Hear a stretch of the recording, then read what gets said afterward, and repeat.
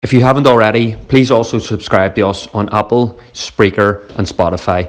Just type in Brawl Boxing and you'll find us there. Thank you. Oh, and down he goes! Right hand, left hand! And I don't think he's going to get up! I think it's all over! I think it's over! Is he going to get up? Can he get up? Can he get up? He does! Oh my goodness! Somehow Fury has managed to get up! Hello folks and welcome back to the Brawl Boxing Podcast, brought to you by the Brawl Network and powered by 92 Degrees and CBD Uplift. I am Kieran McCourt and I'm joined by co-hosts Colin McGuigan and Ram McLaughlin. As always, guys, I just want to start by giving a shout out to our first sponsor, 92 Degrees. They are a coffee shop which started over in Liverpool and they're now expanded into various other cities such as Manchester, Leeds and Newcastle. So if you are in any of them cities, please do get yourself there. Their coffee is absolutely amazing and they've really helped us out coming on board. So thanks a million, lads. We appreciate it. Thanks for that, McCourt. Another company which has made this all possible is our other amazing sponsor, CBD Uplift. CBD Uplift is home of the highest quality CBD oil available in the UK. So if you head over to cbduplift.co.uk, you can begin to uplift yourself today using our code BRAWL15 at checkout, and that'll give you 15% off and free shipping. So you can follow them on Instagram and Facebook as well there. So also we've got Wow Hydrate on board now, which are a really big company in the UK, doing a lot of protein water and different supplements. So really good to have them on board. And over the coming weeks, we're going to have some giveaways with stuff that they'll be sending us as well. So we're really excited about this next guest. We unfortunately weren't around whenever he was boxing, but we've all heard the stories and watched the videos. So we're really excited to have him on. So please welcome former WBC bantamweight champion and Olympic silver medalist, Wayne the Pocket Rocket McCullough. Wayne, how are you doing, mate? I'm doing good. Thanks for having me here. You're making me feel really old now. No, Wayne, it's a pleasure to have you on here. But see, before we just get into the boxing talk, I just want to know how life is in sunny California, because we're all here in the horrific rain and we're all jealous as anything. We'll bring some of the rain here. We need it. It's only rained here a few times over the winter, but Vegas, the winters here are actually pretty cold. Not compared to back, they're cold. Maybe 5 to 10 Celsius, and it gets breezy, and we got snow there about 3 weeks ago. There was snow. Well, Wayne, there's snow. It's snowing here today. What? It's snowing in Belfast today. I swear to God, 26th of March, and it's snowing tonight in Belfast. That's good for Easter coming up. No, seriously, they have a ski resort here about 45 minutes away. And because Vegas is actually at altitude, so it's about 2,000 feet high on the strip, and about 2,700 feet up here where I live. So you get the snow in the summertime. Of course, you've got 4 months of hell, sauna. Oh, so you're in Vegas right now, then, Wayne? Yeah.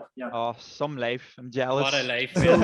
For anyone listening and not on the YouTube video, go and watch the YouTube, because Wayne's backdrop is the best yet. Like, he's literally sitting in a ring with a backdrop of, is there 12 Hall of Famers on that poster behind you? Sure to turn this around a bit for you to show you in case I messed it up. Want me to try it? Yeah, Go yeah, ahead. try it. Yeah, why yeah, not? it's fine. Right. You can always edit it out if it messes up. My wife set it up. You can see it now. Like the one in the middle is Hopkins. That's Hopkins. That's Marquez, Vinny Pazienza, Chiquita Gonzalez, Winky Wright, Joel Casimir, who actually beat me in the Olympic final. He's on it too. He was a world champion as well. And then there's somewhere, that's my little head here. Mhm. This guy, Leroy Haley, he passed away actually before the induction. And this guy, Bobby Chacon, was a world champion in the 80s. He passed away too.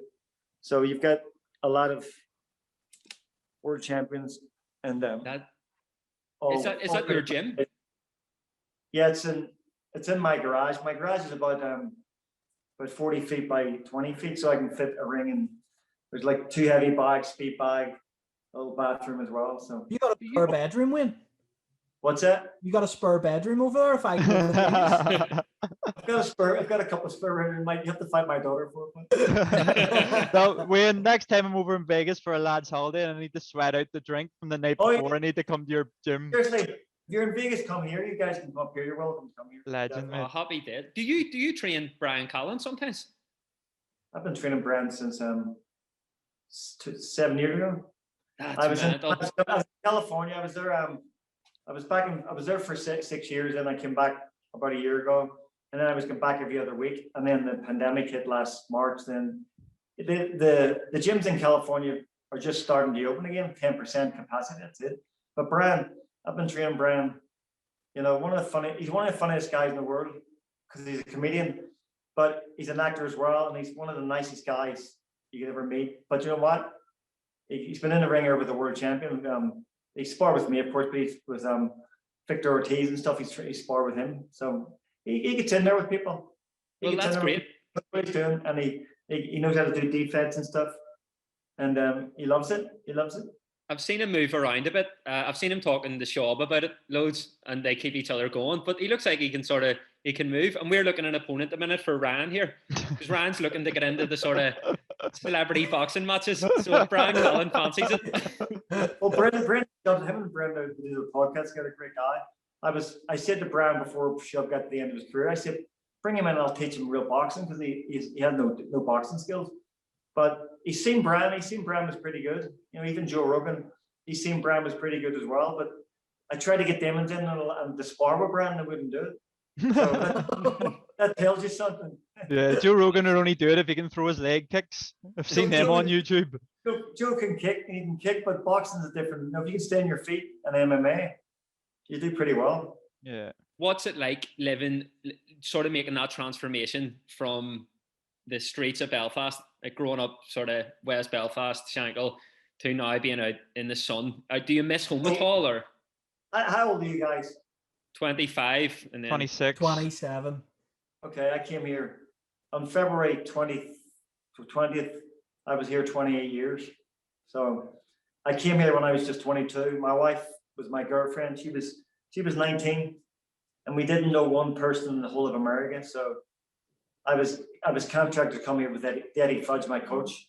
So I flew over here on February 20th, 1983. Flew from Belfast to LA. Had my pro debut 3 days later, and then came to Vegas on the 24th.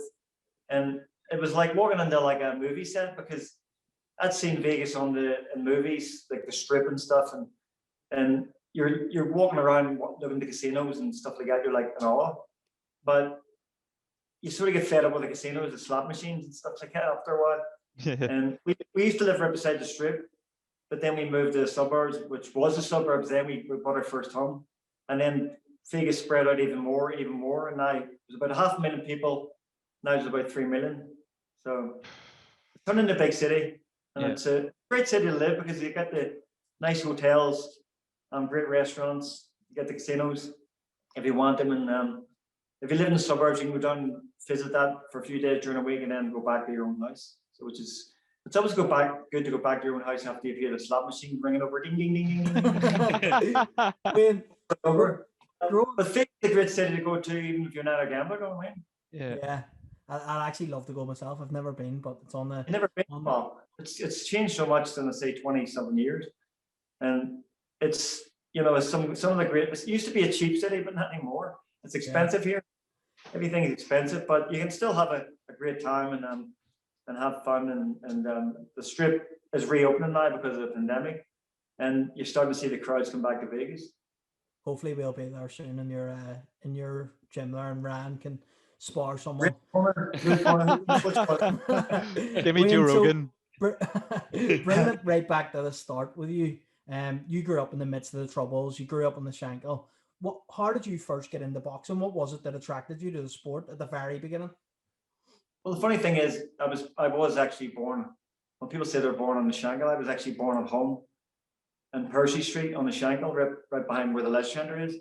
And then we moved to the suburbs, the Highfield Estate in the greater Shankill area. So I've always been, I was born right on the Shankill. And I used to see all the troubles and stuff, all my, people get involved in the terrorist things and shit like that. But I always, boxing was the type of sport that always crossed divides. And as a young kid, I started when I was 7 years old, 8, 9, 10, 11. We would go to the Falls Road to maybe a drinking club, and they would have fights, like boxing fights, and then they'd have entertainment afterwards. And then they would come to the Shankill Road, and the same thing would happen there. And there was never any trouble. And as I say, it's like football as well. There's it crosses all divides. And boxing, it didn't bring people together. It just brought people together because they wanted to, not because they were told to. And I say, I always just thought, Belfast is a great city. Northern Ireland's a great city. Ireland's a great city, a great country. But you think with such a small nation like ours, that if people came together, be a greater country. But there's always politics involved, and I say, you know, I'm thankful that, you know, that I was part of the trouble and stuff. Cause I remember getting stopped by the soldiers and all when I was out running in the morning and stuff. And they saying, "Where are you going?" I'm like, "I'm out running." You know, what are you talking about? And I used to get hassled like that when I drove my car back and forward to my wife's. It was my girlfriend at the time over to East Belfast, and they stop you every single night. I used to hate that. And every single night they stop you and give you your ID and stuff, and it was just like harassment almost. And so I'm glad that's all stopped as well, and things are sort of back to some sort of normal life. And I say there's going to be religion problems always, but I don't know why, but there's always will, because I think there's money involved. Yeah, 100%. I think like we us three have been very lucky. We were like post-conflict babies. Like we were all born sort of mid-90s, so we have no idea. Like I'll keep my dad going, being like, "Oh, we had it worse. Like we have bomb scars and all," and he's like, "Shut up." That's what I said the other day. Somebody I said, if there's a bomb scare, this is my American. I was doing actually a podcast last week, an American one, and with Mickey Ward. He was one of the guests as well. And they said to me, "What was it like?" I said, "Well, there was bomb scares and the bombs going off." And they're like, "What?" I said, "It's okay. If it was a bomb scare, nothing happened." And they looked at me like, "Nuts." But I remember I was in Belfast in 2000. I fought over there in 2002. And my team were over with me. My lawyer's an American, my trainers are American. And we had our weigh-in at the Europa Hotel, the most bombed hotel in the world. And during the weigh-in, there was a bomb scare. And it was funny. It was the funniest thing ever, because I'm like, I said to my lawyer, he's from Oklahoma, I said, like, "We'll just walk out to the back." And he's like, "We're going to walk out the back? What are you talking about? We got to get out of here." I said, "Don't worry, it's a bomb scare. There's no bomb going to go off." He was freaked out, but I'm like, that's normal life growing up in Belfast. You know, I heard bombs going off all the time. I remember there was a bomb went off in Highfield Estate. A guy was making a bomb, he blew the community centre to pieces, and blew all the windows out in the neighbourhood. And I remember running down to the community centre, because that's what you do. You ran towards the bomb when you were like 11 years old or something. And everybody ran down. My dad said to me, "What get you back home?" The guy's head was blown off and stuck to the ceiling, because half the ceiling is still there, and it was stuck to the ceiling of the community centre. But that was normal, you know. I've seen a lot of like the paramilitary stuff, knee cabins and stuff like that, and it was all just, it's like over here with the mafia, you know what I mean? It's sort of like we had that over there a long time ago. And when you come here, you see all the movies and like the Godfather and stuff, and the stuff like that. So it's over in Belfast. It was normal walking into a store and they had a metal detector. You've never had here. When me and my wife walked into like a store here, we sort of were waiting for somebody to do the metal detector, but it didn't happen. And then when you came here, you go to at the airport, you could actually walk right up to the gate where people walked out. And in Belfast, you could never do that. So when you grow up that way, you think it's a normal life, but then when you go to a different country, you're realizing, oh, it's not normal. Yeah. There's absolutely nothing normal about it. But you were saying there as well, like you were literally in the heart of it, like in the heart of the conflict. Shankill Road and Falls Road, like even people outside of Belfast or the north and stuff, they know them two roads. They're the two most famous roads. Yeah. For you as an 18-year-old getting picked, you know, to represent Ireland at the Olympics and then being asked to carry the Irish flag, did that feel like a massive weight of responsibility and like a scurry sort of decision to make? Well, they asked, I was the youngest member of the team at the time. It's not just the youngest member of the team carried the flag, but I remember them putting it to me. Pat McCrory, our team manager, like he said, they want you to carry the flag, to go home or go away and think about it. But I didn't have nothing to think about, because I was fighting for Ireland, you know, and it was like, what they want me to say no. You know, I'm representing the country, and they want you to I think maybe some people were expecting me to say no, but I'm like, no, I'm a sportsman, I'm a politician. I'll carry this flag, because, you know, I mean, people said it's going to be a lot of trouble back home and stuff. There never was trouble. In fact, when I went back home, a guy called Davy Larmer, he was a former British champion with a pro. He trained. He was from our gym, and they had the Shankill Road flute band. walked me down from Highfield Estate down to the Shanghai Road supporters or Ranger supporters club and had a party for me after I carried the flag. They brought me down the bus. Unreal. So if there was any hassle at all, then why would they have that for me? Mm-hmm.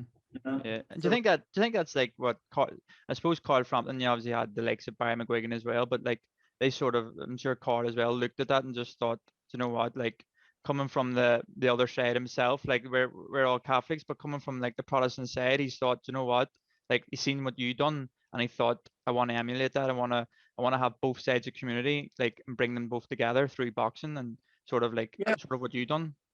Yeah, well, I say boxing always brought people together even before the trouble started back in when Renty Mannigan was world champion and stuff in the 40s and 50s. So it's always did that. And say Barry McGuigan was my hero, and I'm Carl Frampton's hero.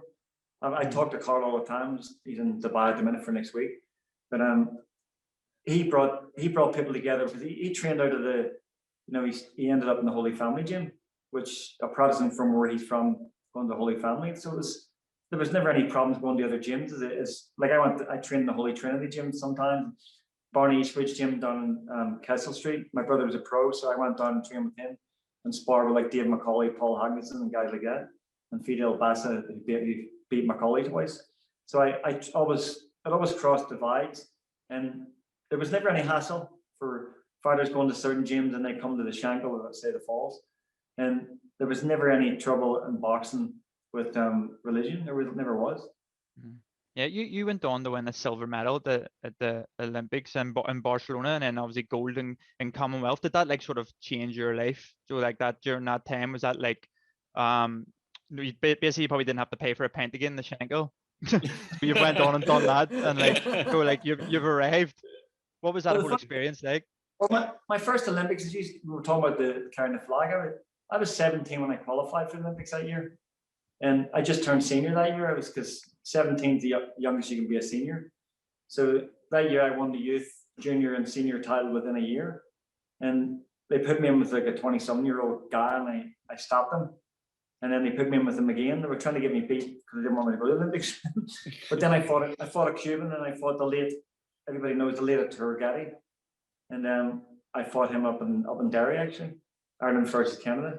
So that was my goal, was to go to the Olympics and then go pro. But my first Olympics, I was young, and I thought I was a full-grown man. I was fighting at actually 7.5 stone. That's what I weighed, 7.5 stone, soaking wet. And then when I went to Commonwealth Games 2 years later, 1990, I was 8 stone. So I thought I was a man, but I was still grown. I was still late growth. And then 92 I was up to 8.5 stone, which was my sort of weight throughout my career. But the Commonwealth Games, getting the medal in Auckland, New Zealand, the gold medal, it was our first gold medal in boxing since Barry McGuigan 78. So, and I didn't even know that till I got it. But that was emotional because the machine broke down, and a guy from Belfast originally, who lived over there, was one of the officials, and he stood up and sang Danny Boy. So the whole arena started singing Danny Boy too. And getting that medal for your country was emotional. But I was young, and I thought I was going to go pro, but then my amateur coach, Harry Robinson, convinced me to stay amateur because I was still a little boy like you guys are. I was 19 years old, but I was just a little kid really. And then I waited for the Olympics because I became Ireland's first ever like sort of paid amateur. They sort of sponsored me to stay amateur for 2 more years, and I would promise to stay amateur before I wouldn't go pro till 2 years till after the Olympics. So I did that. I got the silver medal, and it was Ireland's first silver medal since 1956, and Northern Ireland has won a silver medal since I won my silver medal. Mm-hmm. And Michael Cruth that year, he got our first gold liver. So it was a great Olympics for us. Without any funding, we didn't say they weren't getting any funding the way they are at the minute, but the amateurs are getting paid 90 grand a year and stuff. So you weren't getting it. We just sort of focused on what we had to do, and we did whatever we had, we worked with it, and we had success. But as I say, that the Olympics was my stepping stone to get a good contract to go pro, because without a medal of any sort, you're probably not going to probably going to fight for 500 quid or something. Really, you'd be working full time and not be able to put the effort in. But as I say, now it's changed a lot where people are full-time pros, and we've had so many pros over the last decade, which is when I turned pro, there was hardly anybody. Dave McCullough was pro at in '93, didn't you? Yeah, I signed in '92, but I didn't fight till '93. But you had Dave McCullough, was a world champion. He was at the end of his career, and he just lost his belt. And then apart from that, there was really nobody. There was no, like, Barney Eastwood was the big promoter, and I was going to sign with him, but didn't work out. I'm always thankful for him for letting me train in his gym, of course, but then he didn't. That was him finished as well. So there was no other options. There was England. There was really Frank Warren was sort of on the scene, a guy called Mickey Duff, who talked to me at the Olympics actually. But then I had this offer to come to America with a guy called Matt Tinley, and then of course when they offered me Eddie Fudge, it was like Premier League champions Liverpool going to the Premier League.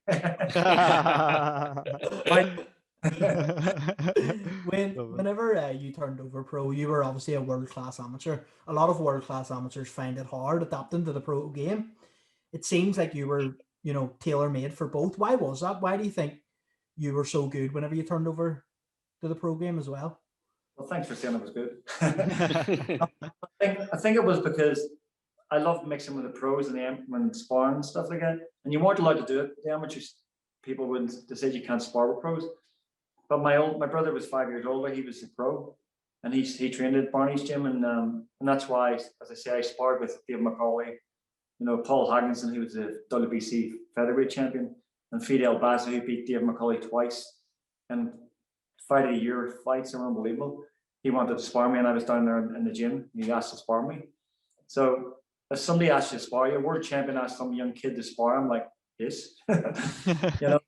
And the experience I got with them guys, because they weren't going that hard. I mean, they weren't trying to knock me out, but I was just going full throttle. I was a kid, and just by getting in the ring with them guys, just taught me a lot. And say Davey Larmer was trained out of our gym, Albert Foundry Gym, and he used to take me around as a kid as well. And just watching and them guys, and then getting in the ring with them was like a different level.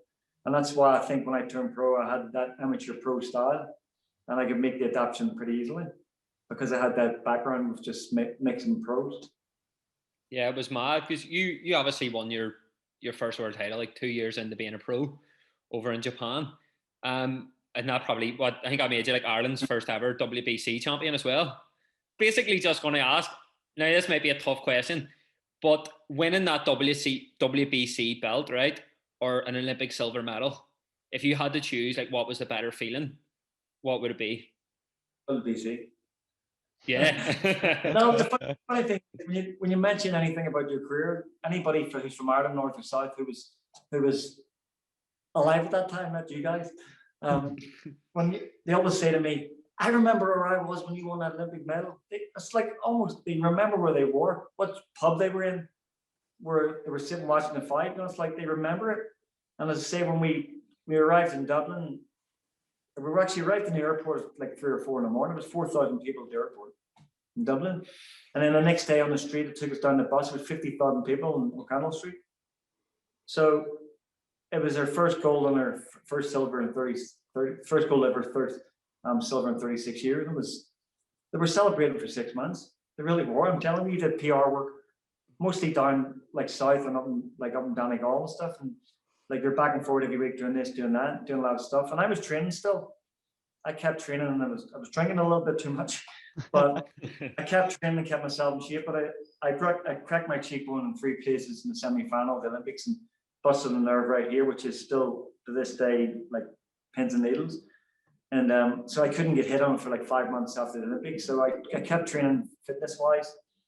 And then we were talking to like promoters, and then Matt Tinley came along about November of that year of '92, and then Brian McGuigan was actually with him when they came over to meet me in Dublin at the hotel, and then we signed a contract in February, and everything.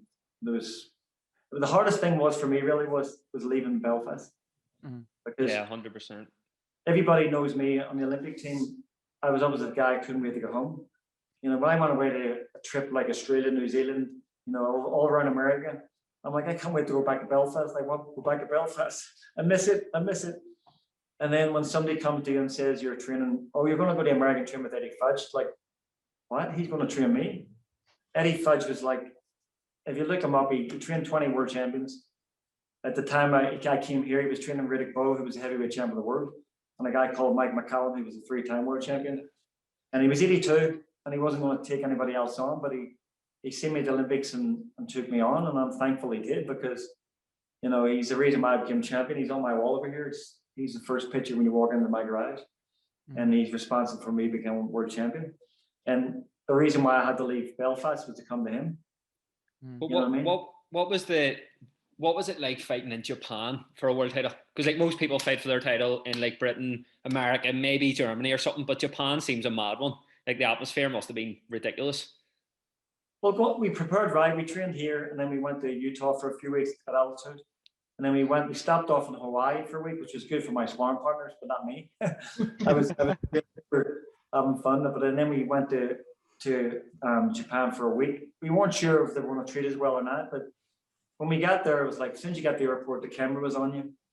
And they treated me really well. They had the right food. They had like a security guard with me, but they didn't need, but they were just in case something happened. But, you know, I didn't know going there. I didn't know until, you know, Randall Monroe, he's a former fighter from Britain. He went to Japan, and like, I'm not sure if it's like 6-7 years ago or whatever. And I didn't know at the time that no fighter had ever went from Ireland or Britain and won a world championship there. I didn't know that. I didn't know that till he fought. Now you're talking about 15 years after I won it. And so I didn't know that's how hard it was to try to win a championship. And I say no Irish fighter ever won a WBC belt either. And that's a belt I always wanted, because when I was 15, I wanted to be a world champion, but I'm not disrespecting any other belts. But when you see Muhammad Ali wearing that belt, you look, as a kid, you look at him and think, I want that as well. And that's why I wanted the green and gold belt. And I had opportunities to fight for other ones at that time, but I went straight for the WBC. And Yakishiji, that's his name, Yoshii Yakishiji, pronounce that one. he was a world champion, and he was making the 5th defense of his world championship in his home country and his home city as well. So the odds were against me, and we knew that getting in there, but with 2 American judges and a Korean judge, and we went out there and we pulled it off.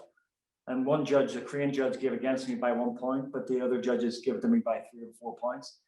And Yakishiji was a great champion, put on the pressure in the last 2 rounds. Is when the Japanese people are pretty quiet, they sort of just applaud. But the last 2 rounds, they sort of uproared, got behind their guy, because they knew he was behind. And I get shivers down my spine, but Eddie Fudge said in the corner, 11 to 12, go out there and work your jab, just move around, you've got enough rounds in the bank, but just try to be competitive. And I did that in the last 2 rounds, and then my hand were raised. And then all I heard was McCullough-san. They didn't say Wayne McCullough, they said McCullough-san, champion of the world. All I heard was McCullough-san. So when you won the world title, you didn't get your name pronounced right? No, I think they're pronounced just the way they said it. But my hand was a split decision. My hand was raised, and I would have given Yakishiji a rematch, but he retired after that. He was only 26, and he retired, and I heard he had promoter problems and stuff like that. I think it's harder to be a professional world champion than it would be to win a Olympic medals are hard to come by, of course, but becoming a world professional champion is tough. You know, you've no headgear on you. The gloves are tiny, and after that fight, my face was still pretty busted up, and I won the fight. You know what I mean? So it's a tough sport, but I think it's the greatest sport in the world. Yeah, when you were known as like a relentless fighter, and in my opinion, and a lot of people's opinions, better chin than Carl Froch. Would you agree? Carl Froch is a good guy. I know Carl really well. My buddy Robert McCracken actually trains Joshua. He trained him as well. But Carl's a good guy. He was a good. Carl had that awkward style, you know what I mean? But he was successful. Mm-hmm. He was successful what he did, and he was a strong guy. And I remember watching him and David Hay actually. David Hay won a silver and he won a bronze at the World Amateurs in Belfast in 2001. Because I was doing the BBC broadcasting for 2 weeks. And I remember both them guys getting a bronze and a silver medal in. So both guys became world champion pros. Yeah. So You obviously fought the likes of Prince Nassim and Eric Morales. So who hit harder between them two, do you think? that's a question that people put to me. The funny thing, somebody put that question to me about 5 years ago on social media. And Hamed had super strength. And I say he knocked out 18 guys in a row before he fought me. I moved up 2 divisions. And Morales was the division below, but he's bigger. Morales was a big guy at 8 stone 10. And Hamed was more, you could sort of see his punches coming, if you know what I mean? And Morales was that Tommy Hearns pinpoint 1-2 shot just to knock your head off your shoulders, and you get the shivers down your spine. And when you're around your side, left side and back of me. And Morales hit me hard in the first round. And the 12th round, he was hitting me still as hard. I know he was ready to quit the 9th round, but he, out of both guys, Morales hit the hardest, no question. Hamed had strength, and the first words Hamed said to me afterwards was, "I had unbelievable strength, like the physical strength." But with Morales, he hit so hard. He was trying to knock me out in the last round, although he was half dead. He was burnt out, but he couldn't. He hit me so hard. And say, my friend Miguel Diaz was his cut man in the corner, and Morales told me, Miguel Diaz, if he hit me any harder, he's going to break both his hands. I hit like a rock. But me and Morales are actually good friends to this day. We talk every other week, and he actually talked about doing an exhibition match because there's all these exhibitions matches coming up. So that'd be fun. But I think he weighs me about 50 pounds now. So would you do that? As well? What's that? Is an exhibition on the cards for you at some point? What we're talking about, I've talked to him. I mean, he said to me about when Julio Arce Chavez did an exhibition with Jorge Arce about 2 months ago in Mexico. Morales said to me, "Oh, I have to lose some weight first." And I wrote back to him and says, "I tell you what, you come to Vegas and I'll train you here and get you ready for me." Tell you what, that would be an amazing documentary if you'd done that. It's an exhibition match anyway, so I think that'd be fun if I trained him to get him ready for me. It'd be a funny thing because I'm ready to go anyway. Was that true that he wanted to quit after the 9th round? Yeah, if you look at the fight, look at the 9th round, he's actually not sitting on the stool where I'm sitting in the stool. He's actually lying sprawled out. And he wanted to quit. And I say to people today, I wish he would have quit. Because he was hitting me so hard, you know what I mean? And I could see him fading away. And the funny thing is, when the fight was over, Hamed was the main event that night against a guy called Cesar Soda. And I went into Morales' dressing room, and I had hard fights all the time, so it didn't bother me. And Morales was sitting on a massage table, wrapped in a big jacket. He was sitting like this shivering. He was sitting shivering, and I'm like, I say, "You okay?" And he just stood up, didn't say anything. His coach was there. He took off his big thick jacket and took off his tracksuit top and gave it to me. And I've never had anybody do that in the pro ranks. In the amateurs, you would change singlets and stuff like that. But for him to do that to me, I thought it was just respect. And he was sore around here because I hit him in the body pretty hard. So I took off my jacket and gave it to him, and then that's when we became friends. That was 1999. We became friends to this day. You know what I mean? And boxing, you can make sort of friends like that. We're two guys who stand toe to toe for 12 rounds for 36 minutes. We beat the crap out of each other. Become friends. It's weird, isn't it? But you get that respect for each other, and say you don't in the ring. You want to win the fight on points by knockout. It's a hurt business, but you don't want to hurt anybody permanently. You know what I mean? It's in boxing, you just want to go out there and win the fight, and you never want to hurt anybody like permanently, something happens to them, because there's so many. It's a dangerous sport. A lot of people got blood clots and stuff like that. I just want to win the fight as quick as possible on points or by knockout, and then everybody's okay. Shake hands and you're friends. Now that it's all said and done, sorry, Ryan. Now that it's all said and done, Wayne, what would you say was your greatest moment in boxing? Was it that win in Japan? It's all said and done. What are you talking about? Yeah, he's still got an exhibition to go. He's a fight in a few months. You must have had a few scraps in the Las Vegas Strip, Wayne. What's that? You must have had a few scraps in the Las Vegas Strip. That one. No, the funny thing is, boxing, fighters come and go, they retire, they come back, they retire, they come back, they retire, they come back. I fought, I think it was 12 years ago, in my last fight. I shouldn't have fought the fight. I was completely injured, but I didn't make excuses. And I just sort of said to my wife, I'm just going to ride off into the sunset. I'm not going to retire, because if something does happen, right, if somebody says come back, then they're going to throw it in your face, the media. You know what I mean? And so I sort of just rode into the sunset and sort of kept training all the time. Training's good for the mind. And I just said to my people, say, "Oh, you still fighting?" I said, "No, I'm just training." Are you retired? I'm like, I'm just sort of just going, taking it easy. They want you to say I'm retired. You know what I mean? But the real people know you are. You know what I mean? That you know you are yourself. Or are you? Or are you? I can still do it. It happens. I'm 50 years old now. Bernard Hopkins, the guy in the middle up there, he fought. He was 52, and he was beaten at 51 years old. He was still world champion. No, it's not like he can't do it. But I came to a point in my career that I tried to get the young guys to fight me, and they wouldn't do it. You know what I mean? When I was up and coming, I fought former world champions to get that experience, and the chances of them beating me was pretty high. But you have to sort of fight that guy a little bit better, and you can get better and become champion. But guys didn't want to do that back then. When I was like 37 years old, nobody wanted to do it because I've never hit the canvas my whole career. I've never been on the canvas, amateur and pro, and 353 amateur and pro fights. So there's not a lot of people can say that, and I can say that. If I don't fight again in my life, I've never touched the canvas, amateur or pro. Jake LaMotta, the Raging Bull. He's Julio Cesar Chavez. He's on my wall here, and both them guys hit the canvas later in their career when they went on too long. And I haven't hit the canvas, so Ring Magazine gave me the best chin in boxing back in like 2000, 2001 or something. And I thought, is that a good thing or a bad thing? But I had good defense. I knew how to catch a shot like that or catch this. Eddie taught me that. But when I did get hit up the head, thankfully I had a good chin.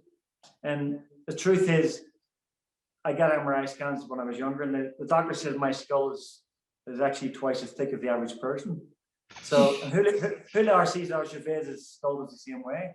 So I would say to people, maybe it's like a shock absorber. By the time the punch registers to the brain, it stops and forgets.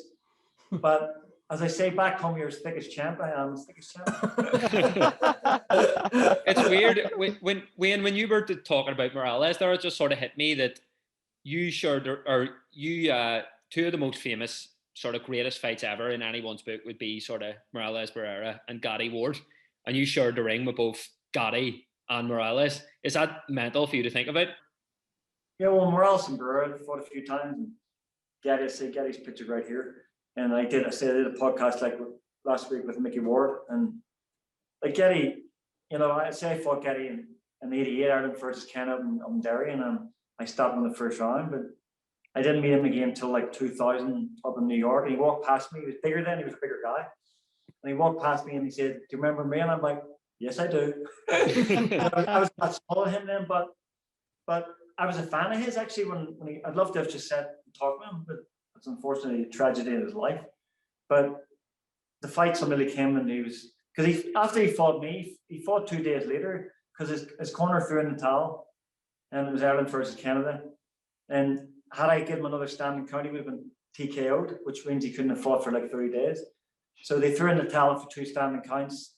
And I said to him that night, would he change singlets with me? And he's told me to come. His next fight was in the Europa Hotel. He said, "Will I come to the fight 2 days later?" So I went to the fight 2 days later. He knocked the guy out, won the first round, and an Irish guy. And then I went backstage and we changed singlets. So I have a singlet as well. And then Morales is. I would love to have got a rematch, Morales, but I don't think he wanted one with me. Right after he fought me, he moved up a weight and fought Barrera, and he beat Barrera. And so be in the ring with the guys they got in the fight toe-to-toe for 12 rounds. Like a tour getting Mickey Ward, the first fight and the second fight. Holy crap, Ridiculous. The first fight, Mickey Ward hit Gotti with a left hook to body, a signature punch. And I say, when you get hit with that shot right here, if you go down to the canvas, 99.9% of the fighters hit the canvas will knock it up. I said, if your name, I would say to people, if your name is Arturo Gotti, you get back up again. But he's just crazy. But you know, De La Hoya get knocked out with the shot. Hopkins knocked De La Hoya with the shot to the body. Ricky Hatton ended his career with like a European guy with a left hook to the body as well. So them shots are hard to cope with. If you get hit with that shot, you're better standing up, because once you bend over, you'll knock it up again.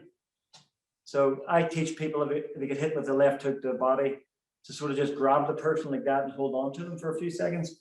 Because if you bend over and hit the canvas, your chances of getting up is slim, because you're not called a Arturo Gotti.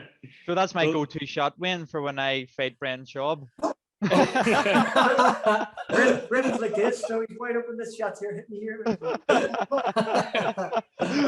left hook to the body, or Mickey Ward used to go up inside. He used to touch you here and then drop the body shot. He blinds you with this one and hits you with that one. So you think he's going to do that. He wants you to do this. So you lift your hand up to block it and you leave that up. Yeah. So Mickey Ward was incredible. Specialist of that, one of the best body punchers. And a guy called Mike McCullough, I talked about when I first came here. He's a Jamaican guy who won 3 world championships. And he's in the 60s now, but they called him the body snatcher. And he taught me how to throw the body shots, because we were in the same camp together. He would triple left hooks, right hooks to body, uppercuts to body. He was a master at that. And Mike McCullough is probably the best body puncher in professional boxing history.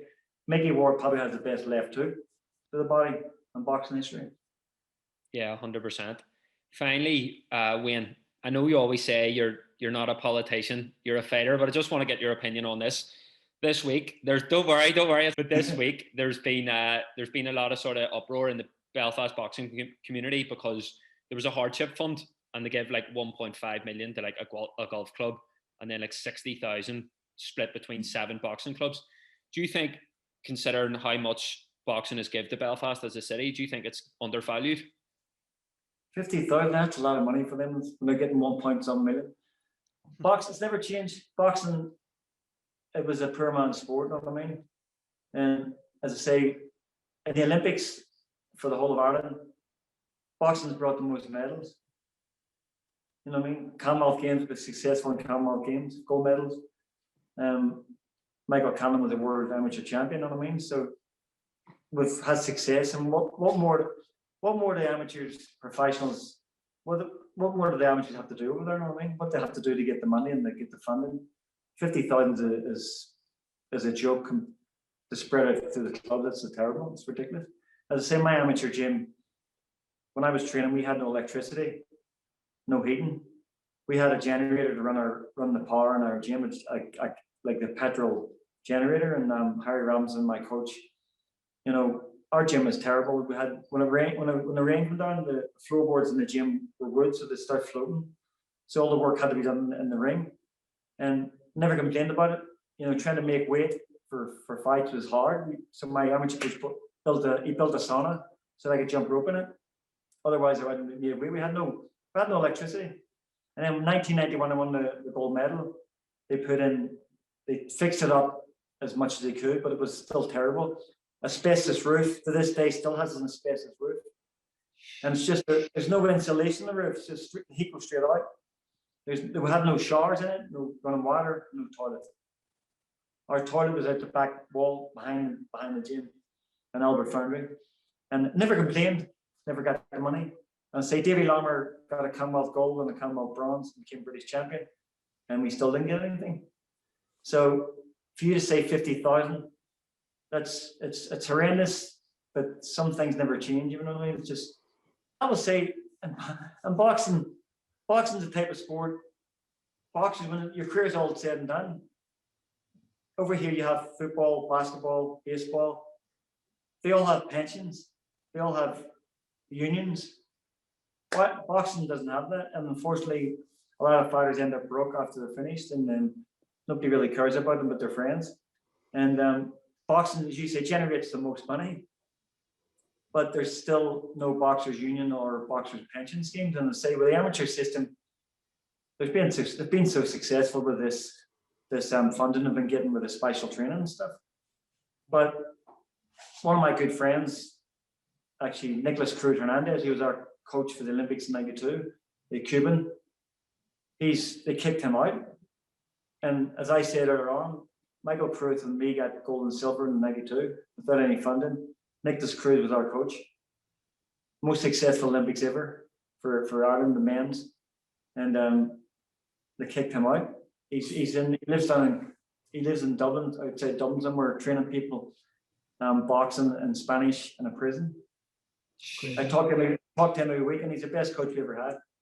Crazy. Like. But for some reason, the politics of the sport have kicked him out, and some of the people that was actually on the team with me back then, they're actually running the system now, which doesn't make sense either. I'm not going to name names or badmouth anybody, but they're treating people almost worse than we were treated. Crazy. You know, so it's unfortunate, because if I'm going to help as a boxer, I want to help the boxer more than anybody else. And I've put my services out to them. Back in 2001, I was told by the president of Irish Boxing and the Ulster president, I was going to go back over there and start training the Olympic team. And they said yes, and all of a sudden it went quiet, and then they started getting this funded.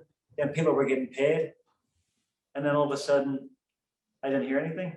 So I just sort of just focused on staying here and training people here. And then I see all the people training people, and I'm thinking, well, anybody will do anything for a cozy little job, you know what I mean? But they should give boxing millions. Definitely. Because if you go around a lot of the gyms in Northern Ireland, even the whole of Ireland, some of the gyms are horrible, you know what I mean? You know, some of them there's some good gyms, but I could take it to my old amateur gym and I'll show the roof, it's asbestos roof, which should be illegal. You know what I mean? Show us from a distance, Wayne. There's definitely, as far as I know, haven't been back for a while, but there's no showers or toilets still. We didn't have a toilet. That's mental, like. And no showers. So in the summertime, our gym is so hot because of the asbestos roof kept the heat in. But in the wintertime, it was the opposite. It was like walking into the morgue. And then most of the fights are all through the wintertime, so you're trying to make weight and stuff. And I would say, my coach built that sauna. Without that sauna, I wouldn't have made weight. But we didn't have anything. And when I came here, the facilities we had was unbelievable. And I'm thinking, I tell people over here I didn't have any electricity or running water in my gym. They're like, what? Because over here, everything's fantastic. I mean, you got all the football pitches and the soccer, it's called soccer pitches, basketball courts everywhere. And the kids are always out playing in the parks, basketball. They're all lit up at night. They've always got something to do. Just see the potential as well that could be made from the boxers if money was put in. All the schools do that as well. All the schools have all these fancy running tracks and stuff like that. We're back home in the winter time when it started at 4 or 5 in the afternoon. The lights go out in the park and there's nothing to do. So you get into trouble. I didn't get into trouble. I'm sure that British soldier didn't stop you for nothing, Wayne. I'm innocent. Wayne, look, we could probably talk to you all night here, but we know you need to go out and bask in that Las Vegas heat. So we just want to thank you so much for coming on. We really appreciate it. Really good for us to get you on. Thanks so much for thinking about me. I'm still, and you guys can, if you weren't around at the time, but you're definitely still relevant. And look, we want to get you on again. Talk about Morales now, man. When I train people for the first time, and people not even boxing people, and they're like, "Oh, I watched your fight with Morales and Hamed. Holy smoke!" They're like, "That fights were unbelievable, unbelievable." So they're one of the most watched fights of mine is the ones I lost. But I beat Hamed. Hamed ran for 12 rounds when he hit me hard in the first round. But Morales' fight was a toe-to-toe war. He was just a legend. But with Hamed was just, he ran away. You know what I mean? Well, we would also organise an exhibition with Hamed, but I don't know if the weight difference there might be a bit ridiculous now. Don't have to cut a leg off. Hamed was small, but I know for a fact now that he's probably this size now. It's just unfortunate. No, the funny thing is, Hamed's great guy. I met him when he fought Barrera in Vegas when he lost to Barrera. He called me up to meet him, and I thought I was being punked because when I fought him, he was a complete jerk. And I didn't say anything to him. I didn't. The only thing I said to him there was, when you hit me in the chin, you're going to run from me. And he was convinced he was going to knock me out. But then when he called me up here in Vegas, I'm thinking, wow. So I went down to meet him. Got pictures with him. We had a chat. The gloves that we fought in, I signed mine, and he signed my gloves as well. So they were collector's items. But he was normal. But it was weird because I didn't expect him to be like that. But then when the cameras come on him, he's like Dr. Jekyll, Mr. Hyde. Yeah, And but he just went a little bit too far, you know what I mean, between fights. And he's gonna knock me out, and he's gonna finish me like he's gonna hurt me so bad. It'll be my last fight. Where I said earlier on, you don't want to hurt anybody permanently, you know what I mean? Yeah. But he did. The first time he hit me in the chin, if you watch the first round, he hit me hard. I went like that. And you've been watching, he ran for 12 rounds. You know, so I'm just a crazy thick skull Irishman who's just It was all the blonde tips, mate. It was all the blonde tips. there's one or two left here, but the rest is Studley Bray. The Grays. You've got a better hairline than me at 50, man, so it's fine. My daughter does her. She's a hairstylist, so I'll be fine. You're laughing. Funny thing is, still have to book in still. It's weird. No special treatment there. Wayne, thank you so much for coming on. Look, would love to get you on again down the line, and especially anytime. You've got my contact nice. Yeah, definitely. I'll give you a message, but definitely down the line. I want to thank all my fans, and even you guys here. I say you weren't around, but maybe you can become a fan if you watch the fights. You know what I mean? We are fans. We've all watched them all. Thank you so much, guys. Yeah, thanks a million, Wayne. Really, It's an honor, really Wayne. Thank you. Yeah, bye-bye. Bye-bye. Well, guys, that's it for our episode with a pocket rocket, Wayne McCullough. We hope you enjoyed it. Before we go, I'd just like to shout out our American sponsors, DraftKings and Manscaped. If you use our discount code BrawlBoxing, you'll get 20% off on Manscaped and free shipping there as well. So get all over that. Join us next week again when we'll be back with another very special guest. Thanks very much. Just want to shout out as well, Connell Hunter, World T Customs. The top shot, Epic. Thank you so much. Love it. Cheers, Hunter. See you next week, guys. Okay, that is loosely true, kind of based on facts and shit. Spend a lot of time asking God if this is happening. Mark Wahlberg up this rapping shit, never mind. Use a lot of famous people just to write some clever lines. I wonder if they'll hear it, if they'll notice, if they'll ever wind up being my opponent. If I open up a beverage line, cause I'm thirsty, and I drink slow. I hate Spider-Man too, James